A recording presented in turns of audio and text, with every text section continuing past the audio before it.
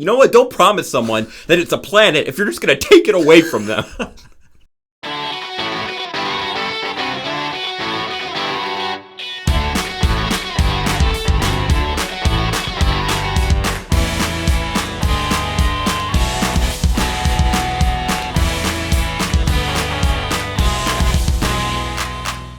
Well, I'm Matt. And I'm Carter. And welcome to It Is Kind of a Gray Area. Yes. Located on planet Earth. Hosted from planet Earth. You can find us on other planets. That's true. We have gone intergalactic, people. Today we're talking about space and the things thereof that are within it. Yes. Trying out new ways of talking today.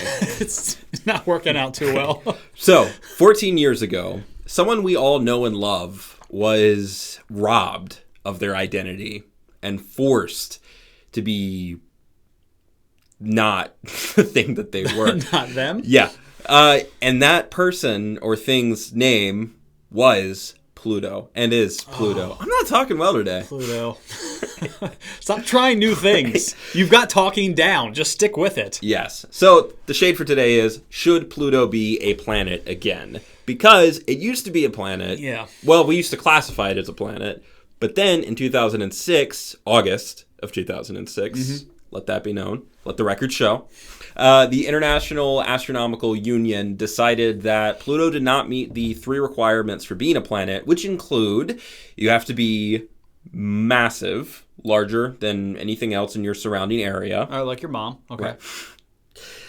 Right. It has to orbit around the sun, and it has to be large enough for it to form a sphere, because smaller bodies aren't large enough to be acted upon by gravity to make them spherical. That's why asteroids are just random jagged rocks in space. So they like their planets round, consistent, and heavy? They like them round, big, and alone. Well, and consistent, like making the rotation. Yeah, okay. Pluto wasn't a planet, and then it was a planet, and now it's not a planet, which means when it was a planet, if it's not supposed to be a planet, then someone really messed up. Funnily enough, I've never even found this website for research before, but the Library of Congress was the article that I pulled this from. Oh. And they were talking about a guy who, in the early 1900s, was looking for Planet X, which was to be Pluto. Yeah. Because he thought that there was one out there. And so his observatory dedicated themselves to locating it. He died before they confirmed the existence of Pluto, but kind of a bummer. The year before his death, his observatory actually photographed Pluto twice, but no one there realized it. Oh. He dedicated his entire life to finding something that he found, but died thinking they had never discovered. That's okay. You can look at that 2 ways. One, that's a shame that it was like discovered after he died. Right. Okay.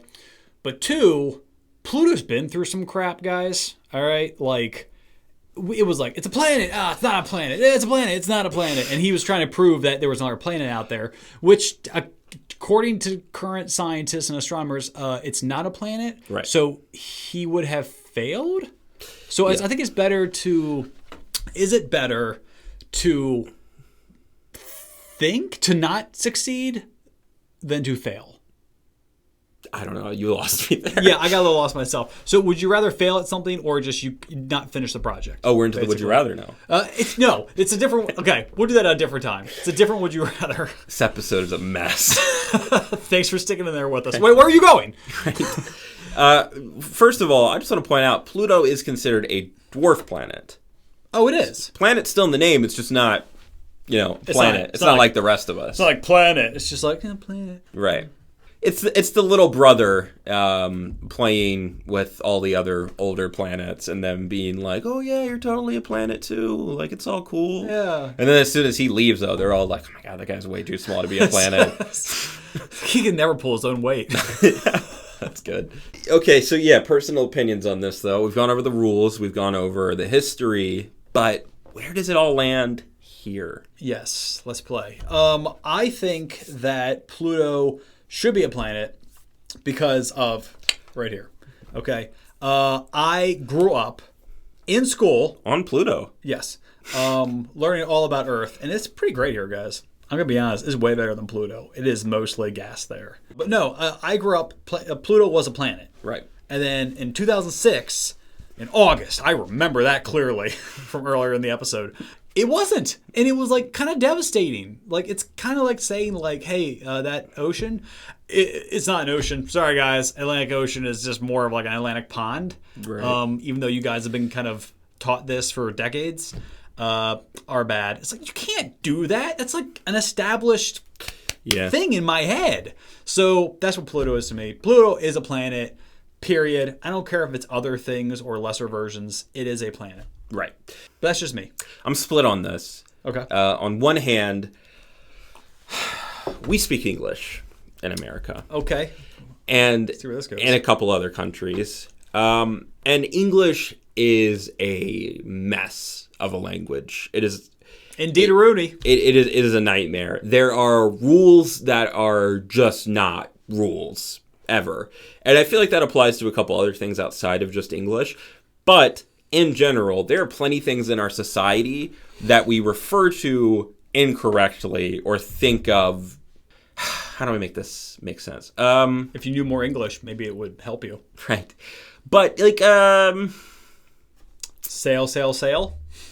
That's always a good example.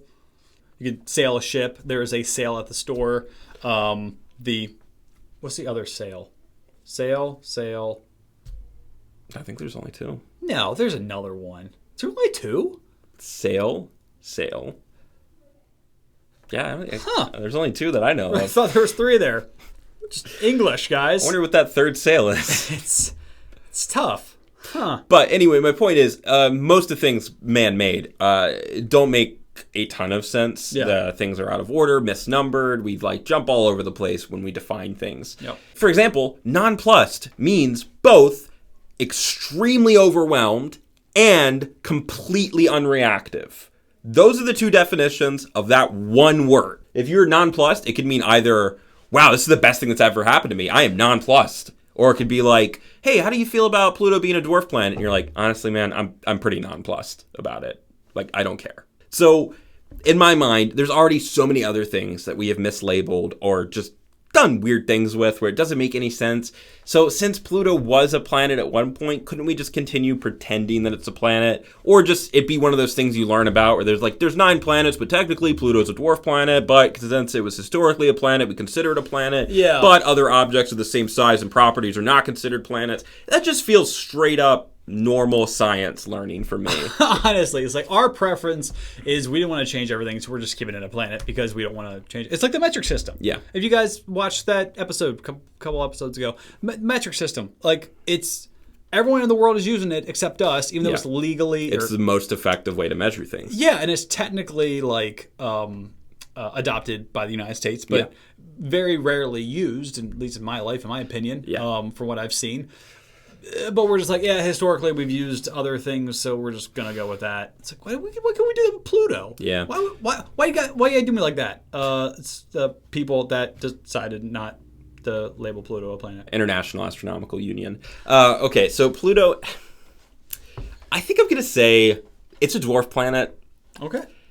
So it's not like we downgraded it from like, oh, it's the 9th planet to like, you know what? It's just a floating rock in space. It is nothing to us. No, but they told us it is no longer a planet. Like they said, even though it's like, oh, it's a dwarf planet now. I think it's probably because everyone got so upset that they're like, oh, Pluto's not a planet anymore. It's like, whoa, what? It's like, I mean, it's a dwarf planet. It's a dwarf planet. It's a dwarf planet now. Don't be angry. I don't think being a dwarf planet makes you any less of a planet. Outside of failing that third requirement. Yeah, well, kind of scientifically it might, but not in our eyes. Yeah, but I mean, come on, are short people less human because they're short? No. Seriously, are they? I don't know. I've never been short. I don't know. I guess that makes you less human, as in there's less material making up a human. Literally, you are less human. You're literally less. Just like, are you 6 foot? 5'11". I'm 5'11" also. Gosh darn it. I was hoping we'd have a difference here. But if someone's 6 foot, I am less of a human than them because I'm an inch shorter. Right. Or unless I was fatter. It's mass and weight. Yeah. That's what it is. So if someone's 5 foot and weighs more than me, I am less than a human than them.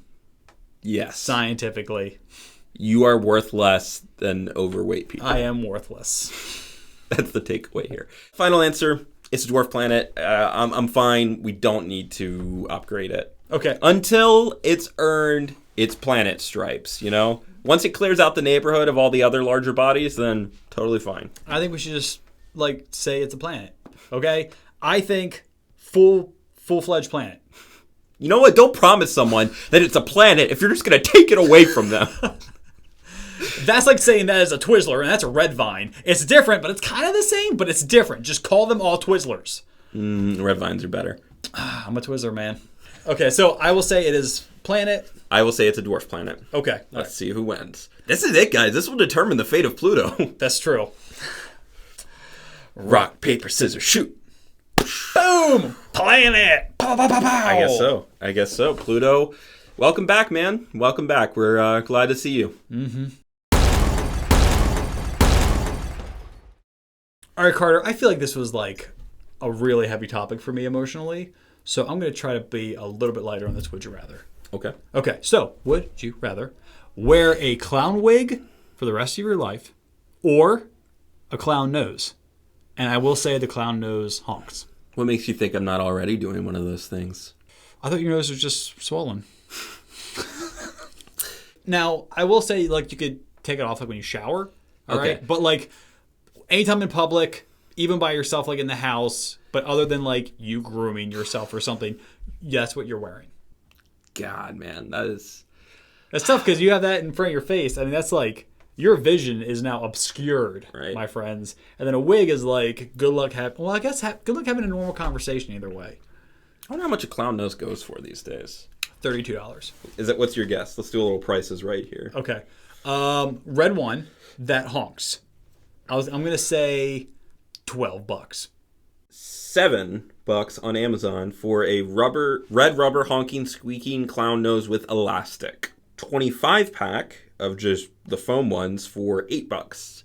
Yeah. We could order 25 clown noses.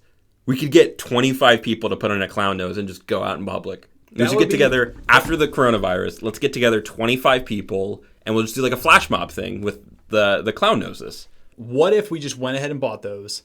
We each took like 12 and we super glued them all together to make a beard mask, and we just went out now. We could put them together and make one of those little motion capture suit things.